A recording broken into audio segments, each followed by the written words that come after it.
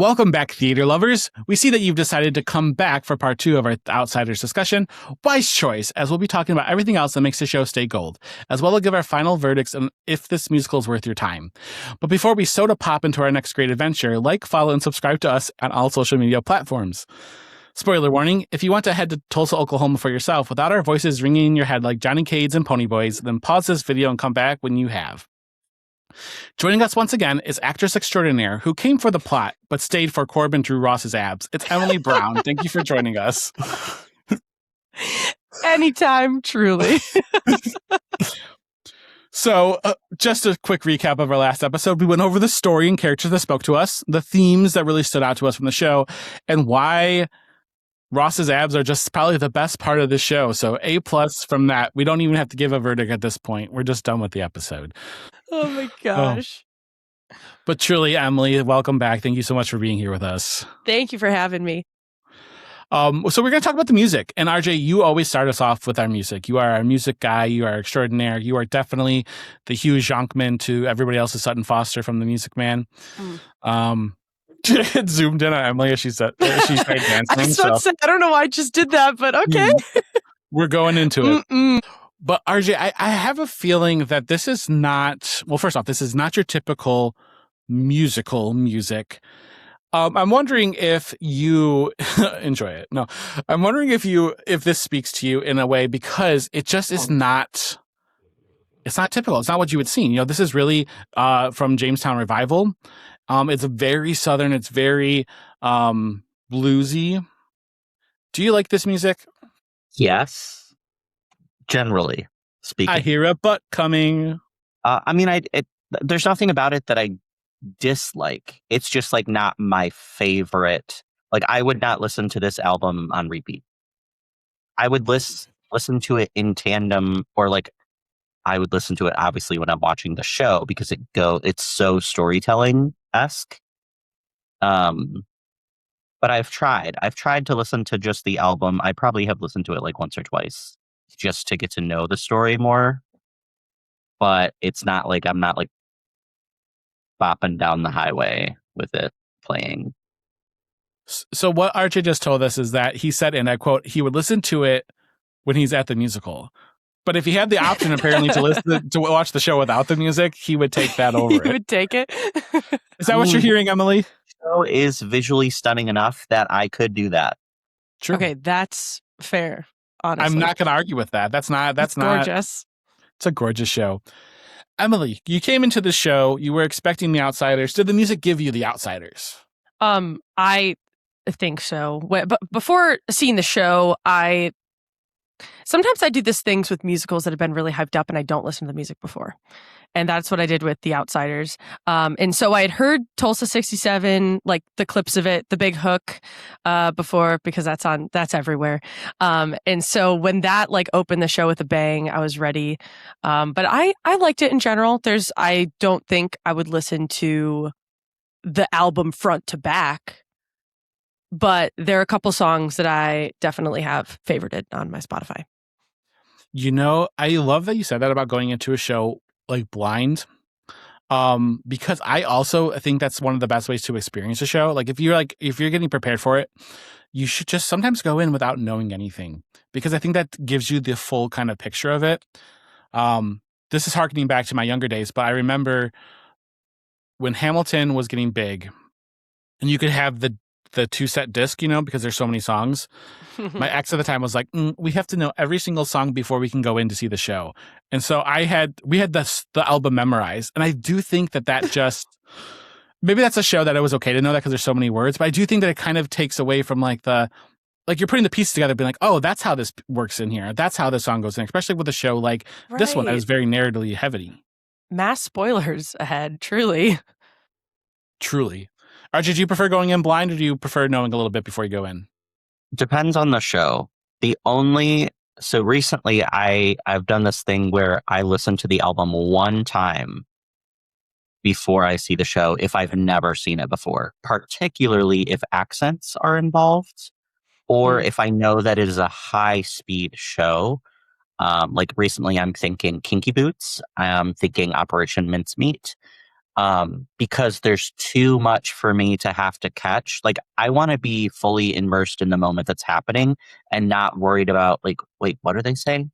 So if I can even just get a little bit of an earworm, just used to what I'm about to hear, because usually it's pretty close. Obviously, when it's not exactly the same, but um, but for that reason, I would. For something like this, like, I knew that it was ballad heavy. I knew that there wasn't a lot like super strong accents happening, so I didn't feel like I needed to prep myself for the experience.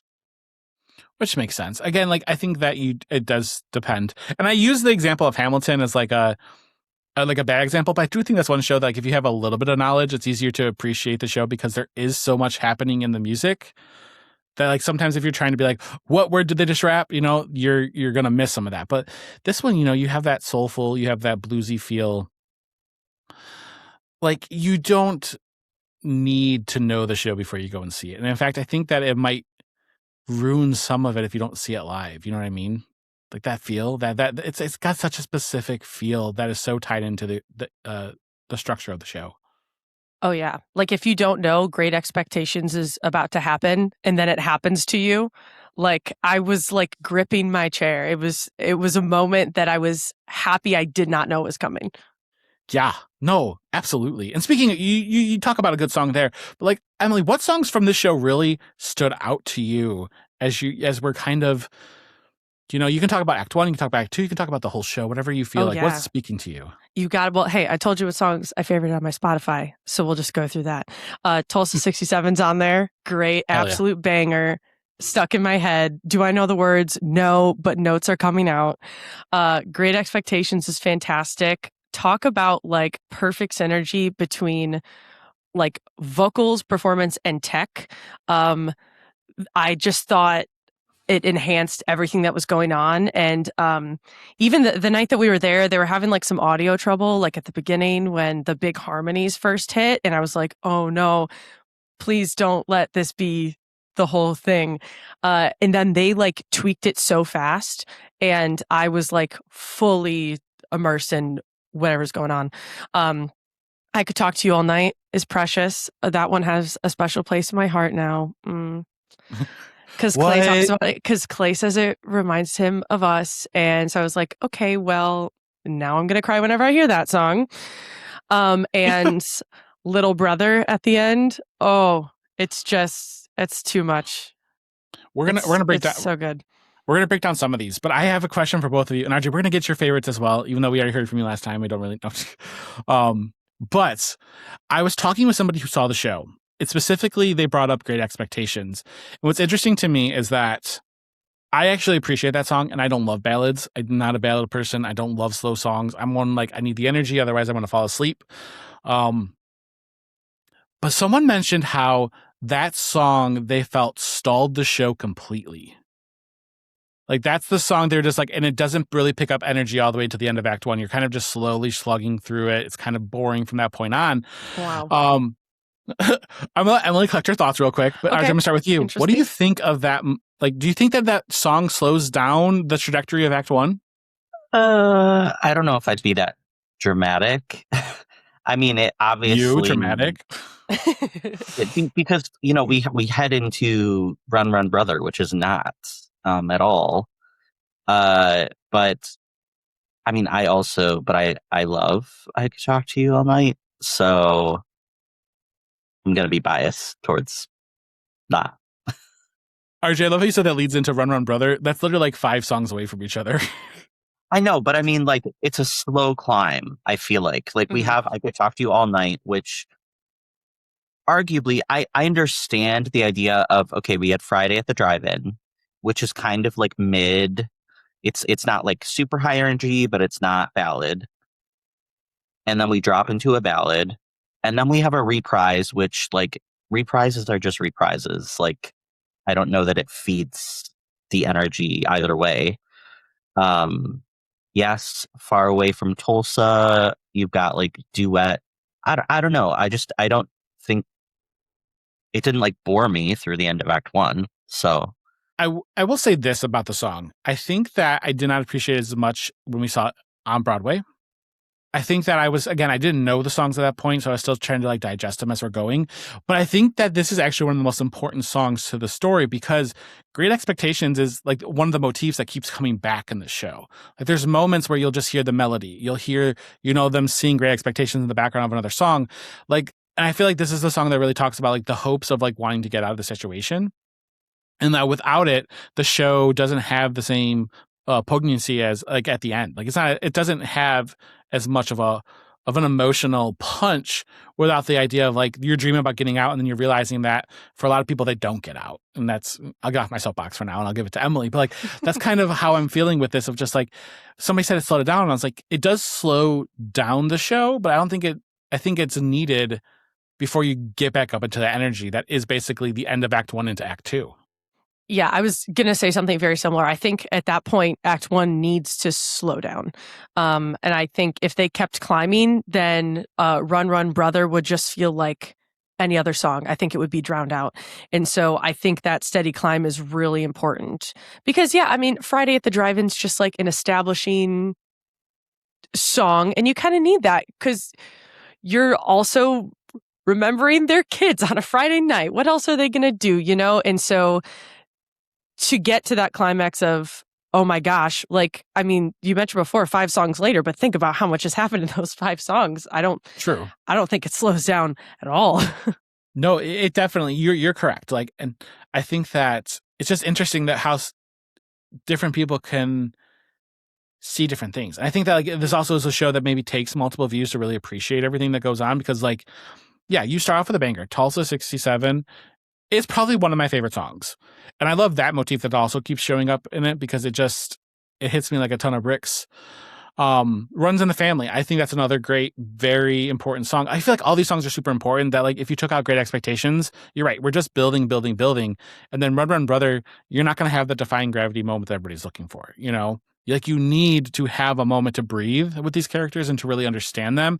And for you to appreciate what Ponyboy's losing in a lot of this. He's losing his chance with Cherry. He's losing his family. He's losing the possibility of being what he thinks he's going to be. Can't be a writer at that time or he can't have something better than that. And so it does accumulate in having that moment. And it's really super important. RJ, what songs really speak to you? Because again, I don't remember what you said a year ago. No. Well, in no shocking way, I'm like, get your shock face on. I'm ready. Favorites are basically the same. What? 57, Great Expectations. I could talk to you all night. So weirdly, Act 1, I feel like or not vocally, but musically is stronger for me than Act 2. Maybe just because the only song that I'm not as attached to that seemingly everyone else is Little Brother. I'm not sure why. I just like I see it for what it is, and that's great. I think, and it's very beautiful. It's just like it is, dare I say, a tad boring for me. So, Act 1 really where all of my favorites live. So clearly it's boring to RJ because he did not cry, and that's fine. We get it. Like he did not have an emotional reaction to it. I think, and I'm going to stand on my truth here, that the best song from this show though is Soda's Letter. And I will never, ever not think that is one of the best songs because I think it's a moment that's so much, you get to see so much of the emotional aspect of this family finally. Like you get to see like, yes, Soda Pop is he's a greaser. He's a man's man, and he's writing this letter to his brother, which I'm pretty sure in the book, and somebody can correct me if I'm wrong here, leave it in the comments. I'm pretty sure he's borderline illiterate because he gave up schooling really early to go and have this job to help support the family. So it took him all of this energy to write this letter to his brother, begging him to come home, begging him like, we need you. We're falling apart without you. I think from that moment on, I didn't cry. I just cried the rest of the show. And so I think that's why, to me, Little Brother feels so good. I cried the most, though, during the show, during Stay Gold, when it was Johnny singing. And he's, it's Johnny's letter, and he's kind of telling you what's going on. So I feel like that motif of the letter reading it really got to me this time. But Soda's letter is just so good. Sorry. I know. I'm an emotional bitch. No need to apologize. So it was so good. Actually, where I was sitting when he was singing Soda's Letter, I didn't see Daryl in the corner. And then when people moved, he was like kind of revealed to me. And I was like, this was unintentional, but like a perfect moment for me to have in the very specific seat that I was sitting in. What a great moment for you then. Mm-hmm.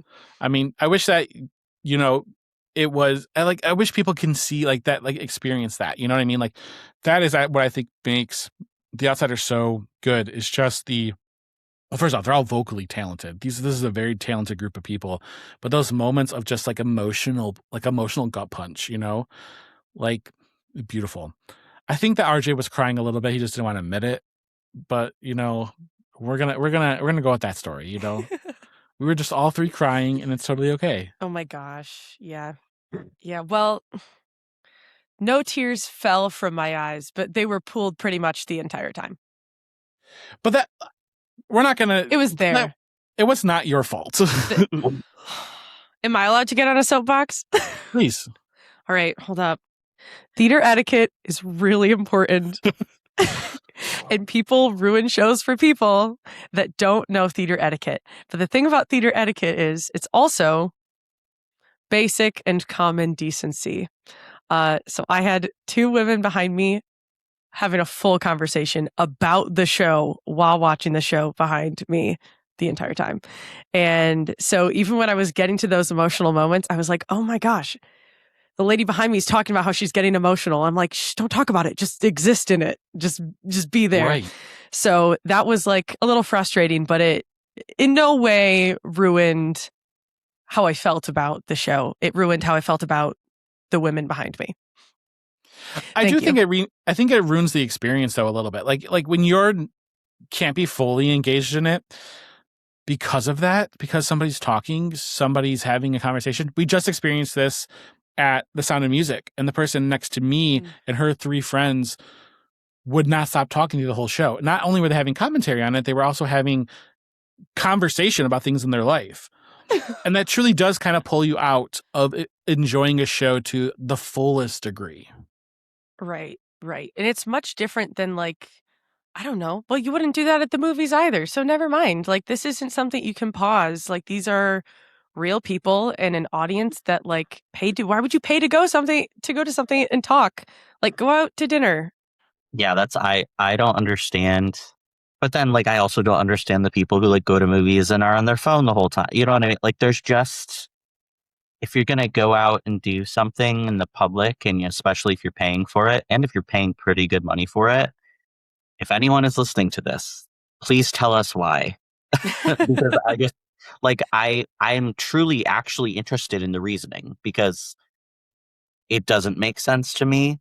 And it has recently, especially, like maybe it's this year, but like almost every show that we've gone to, there's been some kind of interaction, whether it was with us directly or with people around us, where either phones were a problem or talking was a problem or whatever, drunkenness was a problem.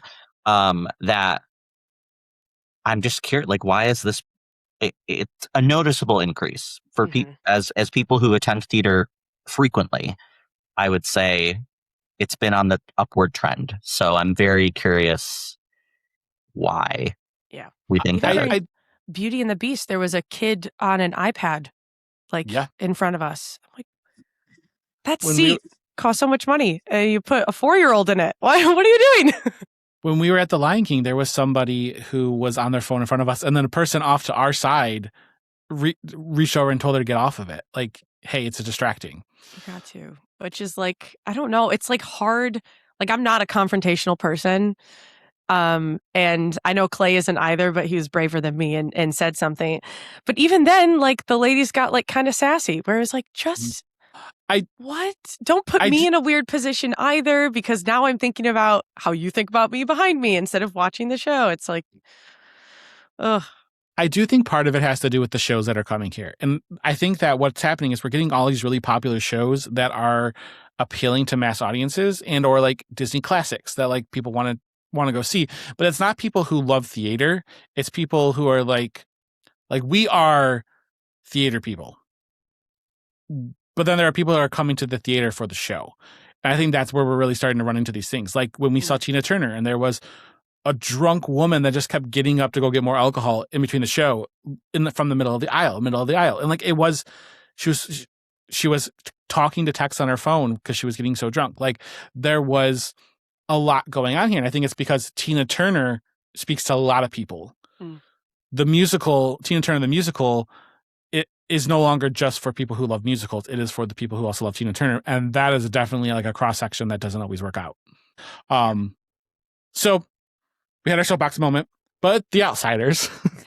Still emotional. Still emotional. But I do want to talk about some of the stagecraft that's going on here. The Outsiders has probably one of the coolest staging I've ever seen. I love that they do not rely on digital screens. I love that it is very practical. They have cars that roll in and out. They have set jungle gyms that they're climbing on that literally gave RJ a heart attack every time they climbed on them, and it moved just a little bit. Hard same. RJ, what did you think about the touring production's set design? First of all, this was my first time realizing it's supposed to be a swing set. Same. I did not catch. I don't know that it was. I mean, it must have been on Broadway, but I think because it was built in, maybe the swing was more hidden or like higher in the rafters. And obviously, every show makes sure that the stage is secure, every single show. But every time they jumped on the poles on the side and it started swinging, I was like, dear God, please don't fall. Knowing that it would be fine. But incredibly impressive in regards to traveling with this set. The special effects, when we talk about the water and the gravel, or whatever the makeshift gravel actually is, and the cars. Like, my mom, who went with us after we were talking about it, and she's like, so like, do they just like get those cars like every time they come to a city, they get different cars? I was like, no. I'm sure they come in pieces, but they take it apart and they bring it with them. So she was thoroughly impressed because they looked so real and so just like immersive. You expect like a Fred Flintstone? Yeah, like some tiny, because like some shows are, you only get like the front or the side or like, and obviously I'm sure these are just like hollowed out cars, but they're still utilized in a way that makes them seem real.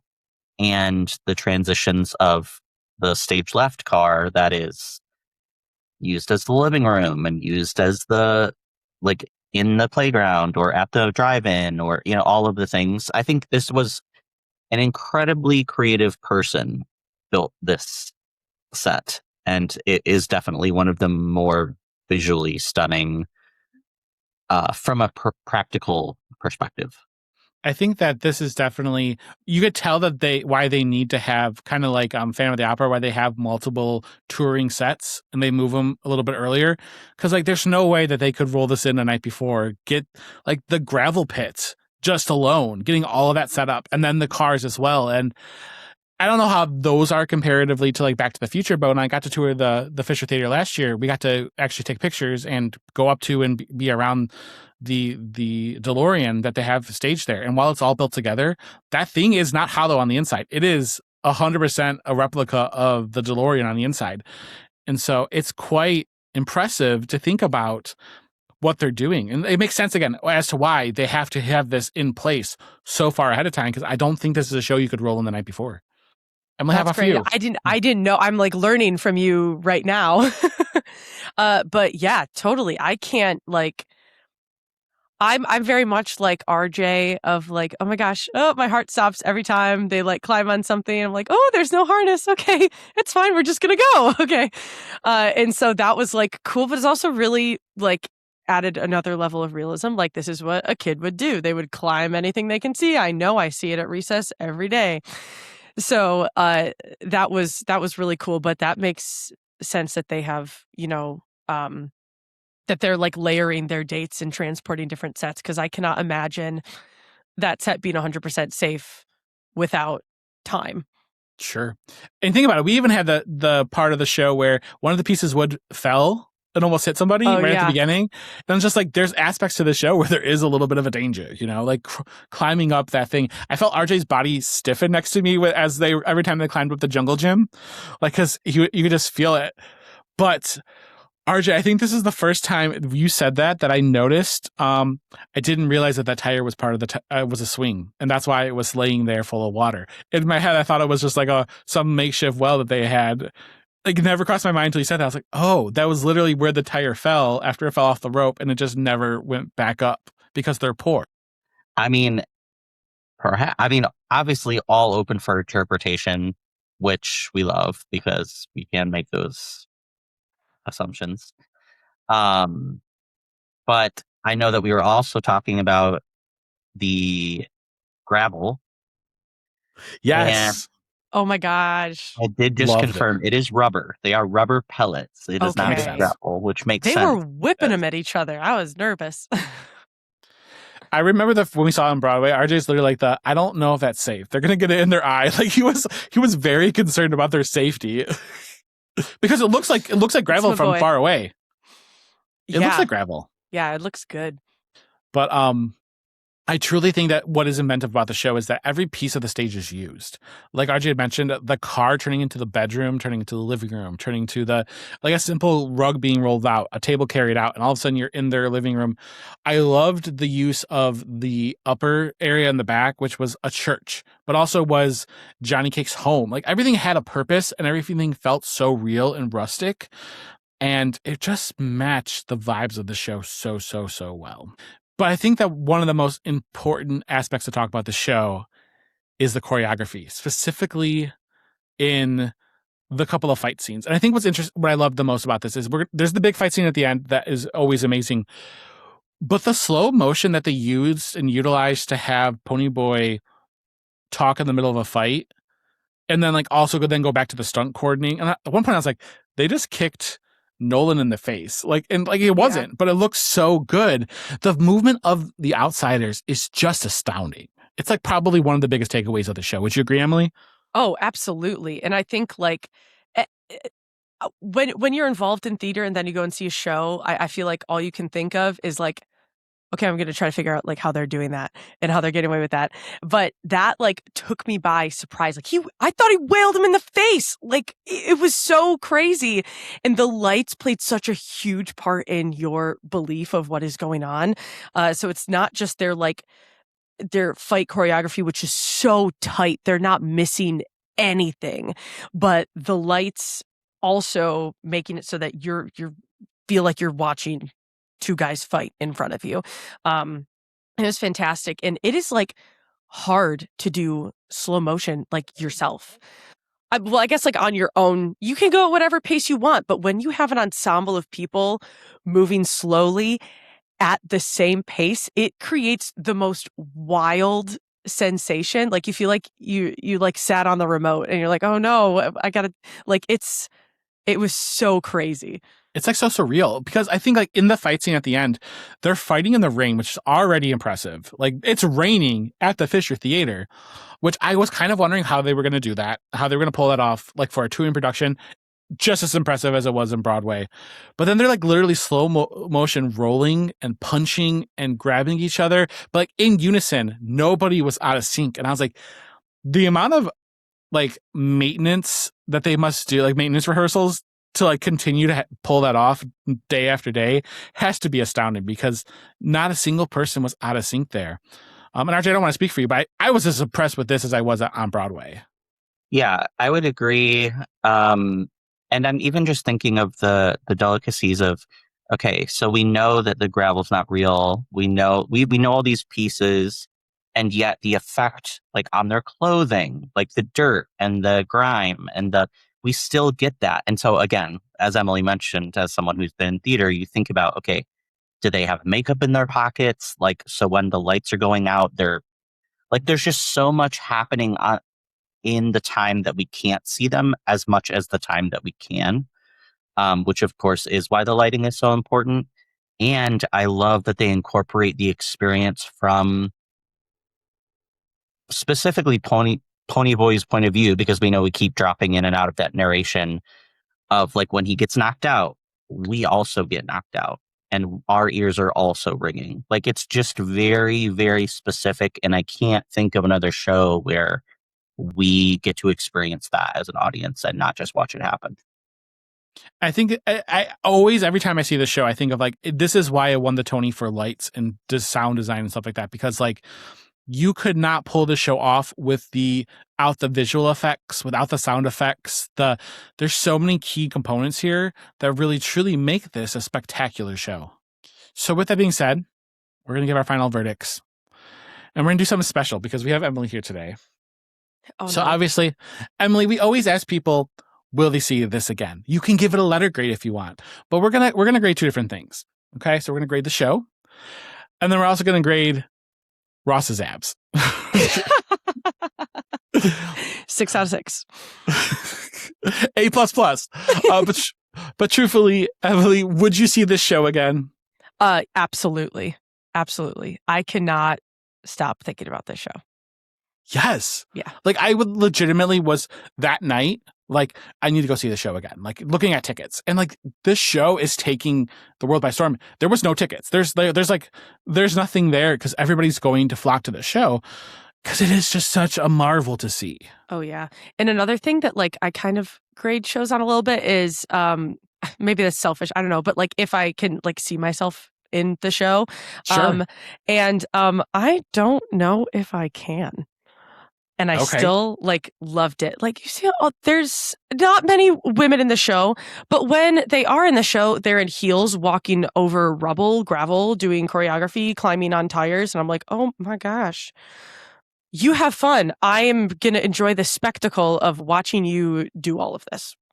Makes you wonder about the high heels, if there's like little tiny like snowshoes on them, like to keep them. Because like honestly, that gravel rubber stuff, that moves, you know? And I feel like rubber is even worse to walk on than actual gravel. Sure. Absolutely. Power to them. RJ, you've seen it twice. Would you see it again? Yes, is the short answer, which ironically, before coming into watching it the second time, I am not sure that I would have said yes. Like I would not have gone out of my way to see it. But I think, again, a lot of that played in from me being sick the first time. And so just kind of generally being distracted. And again, like the music isn't my absolute favorite. Like I'm not listening to it on repeat, but just for the visual effects alone make this show worth seeing again. And this is where, listeners, I think that we need a moment of honesty. RJ was distracted the first time, not because he was sick, but because he was worried that he had to call an ambulance for me because I was literally having an emotional breakdown. And now he knew what to expect from part 2. So it's warranted. But truthfully, I think this is a show that I would go and see multiple times. I think I would see this as many times as possible with as many people who wanted to go. I do love this show. It's really hard because when we went to go see this one in New York, we also saw Death Becomes Her, which is one of my absolute favorite shows. Jealous. But I think that this might be maybe this is my favorite show from this season. Like this season of Broadway Detroit, like it had everything I wanted. It had songs that reminded me of music I grew up on. It had stories that impacted me. The plot was beautiful. 6 out of 6. The plot was beautiful. And I do think that this is a show that everybody could stand to just see and enjoy. So yeah, it's a A+ for me. And that concludes our The Outsiders discussion. But stay tuned for future episodes of the BSB Podcast. Before we let you go, Emily, where can the people find you? I know this time. Emily_Grace44. So go follow Emily, give her some theater love, show her why we just need to see more roles like her in it, and tell her which character she should play in The Outsiders. Oh my gosh. Thank you again for joining us in our box seats. Until next curtain call.